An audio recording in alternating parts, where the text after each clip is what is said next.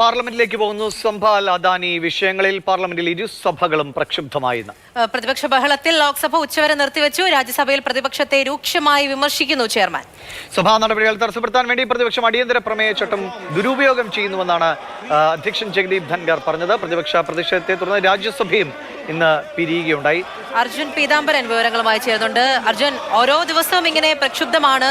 അദാനി സംഭൽ വിഷയങ്ങളൊക്കെ ഉന്നയിക്കുന്നു, ചർച്ചകൾക്ക് തയ്യാറാകുന്നില്ല, പിരിയുന്നു, പോകുന്നു. സ്വാഭാവികം ഓരോ ദിവസവും ഇങ്ങനെ തന്നെയാണ്. ഇന്ന് പാർലമെന്റിൽ സംഭവിച്ചത് എന്താണ്? ഈ കാര്യങ്ങളെല്ലാം ഉന്നയിച്ചുകൊണ്ട് ഈ ഒരു നടപടിയിലൊക്കെ പ്രതിഷേധിച്ച് പ്രതിപക്ഷത്തിന്റെ ഓരോ നീക്കങ്ങളൊക്കെ ഇനി എങ്ങനെയായിരിക്കും?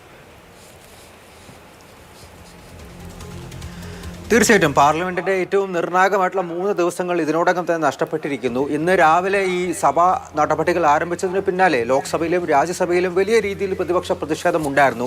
ലോക്സഭയിൽ ചോദ്യോത്തരവേള ആരംഭിച്ചിരുന്നു. പക്ഷേ ആ ചോദ്യോത്തരവേളയ്ക്കിടയിലും ഈ സംഭാൽ അതുപോലെ തന്നെ അദാനി വിഷയങ്ങൾ പ്രധാനമായിട്ടും ഉന്നയിച്ചുകൊണ്ടായിരുന്നു പ്രതിപക്ഷ പ്രതിഷേധം ഉണ്ടായിരുന്നത്.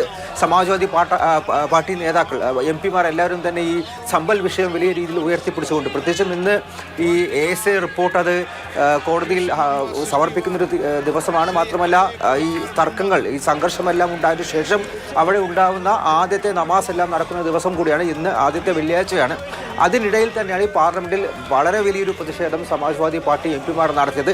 അതേ സമയത്ത് തന്നെ കോൺഗ്രസ് MP-മാർ അദാനി വിഷയത്തിലും ചർച്ച വേണമെന്നാവശ്യപ്പെട്ട് വലിയ പ്രതിഷേധം നടത്തുന്നു. അങ്ങനെ സഭാ നടപടികൾ മുന്നോട്ട് പോകാൻ കഴിയാത്തൊരവസ്ഥയെത്തി. ചോദ്യോത്തരവേളയ്ക്ക് ഇടയിലാണ് ഈ സംഭവം.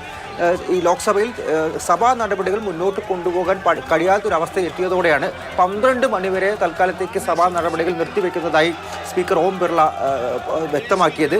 രാജ്യസഭയിലും കാര്യങ്ങളിൽ വലിയ വ്യത്യാസമൊന്നുമില്ല. അവിടെ അടിയന്തര പ്രമേയ നോട്ടീസുകൾ ഇന്ന് രാവിലെ തന്നെ ഉണ്ടായിരുന്നു. പ്രധാനമായിട്ടും മണിപ്പൂരിലും അദാനി വിഷയത്തിലും അതുപോലെ തന്നെ സമ്പൽ സംഘർഷത്തിലുമെല്ലാം ഈ റൂൾ 267, അതായത് അടിയന്തര പ്രമേയ നോട്ടീസ്, അത് ഒരു ആയുധമാക്കി പ്രതിപക്ഷം ഉപയോഗിക്കുകയാണ്. ഈ സഭാ നടപടികൾ മനഃപൂർവ്വം തടസ്സപ്പെടുത്തുക എന്നുള്ള കാര്യം ലക്ഷ്യം വെച്ചുകൊണ്ട് ഒരു ആയുധമാക്കി പ്രതിപക്ഷം ഉപയോഗിക്കുന്നു. മാത്രമല്ല അനാവശ്യ കാര്യങ്ങളാണ് ഇങ്ങനെ അടിയന്തര പ്രമേയ നോട്ടീസുകളായി കൊണ്ടുവരുന്നത് എന്നുള്ള രൂക്ഷമായിട്ടുള്ള വിമർശനമാണ് ജഗദീപ് ധൻഖർ ഉന്നയിച്ചിരിക്കുന്നത്. തിങ്കളാഴ്ചത്തേക്ക് ചേരാൻ വേണ്ടി രാജ്യസഭ പിരിഞ്ഞിരിക്കുന്നു.